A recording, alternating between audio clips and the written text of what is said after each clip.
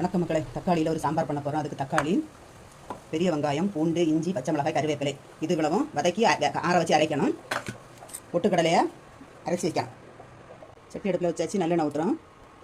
இஞ்சி சேர்க்குறோம், பூண்டு சேர்க்குறோம், பச்சை மிளகாய் சேர்க்குறோம், பெரிய வெங்காயம் நல்லா கொஞ்சம் கண்ணாடி பதத்துக்கு வேக விடணும். பொட்டுக்கடலை இப்படி நல்ல மாவு போல் அரைச்சிருக்கணும். நல்ல கண்ணாடி பதத்துக்கு வந்தாச்சு. இனி தக்காளி சேர்க்குறோம். தக்காளி சேர்த்து நல்லா வேக விடணும். கருவேப்பிலை சேர்க்குறோம். இதில் வதக்குறதுக்கு கொஞ்சம் உப்பு சேர்த்து வதக்கணும். அப்போ சீக்கிரத்தில் வதங்கும். நல்லா வதங்கி வந்தாச்சு. இதை இறக்கி ஆற வச்சு அரைக்கணும். மண் சட்டி அடுப்பில் வச்சுருக்கோம். நல்லெண்ணெய் ஊற்றுறோம். கடுகு சேர்க்குறோம், சீரகம் சேர்க்குறோம். கடுகு பிடிச்சாச்சு. 10 பல்லு பூண்டு போடுறோம். சின்ன வெங்காயம் சேர்க்குறோம், தக்காளி சேர்க்குறோம். வதக்கி வச்சதை மிக்ஸி ஜாரில் போட்டு இதை அரைக்கணும். நல்லா நைஸ் அரைச்சாச்சு. உள்ளி, வெங்காயம், இந்த தக்காளி, பூண்டெல்லாம் வதங்கியாச்சு. இதை அதில் சேர்க்குறோம்.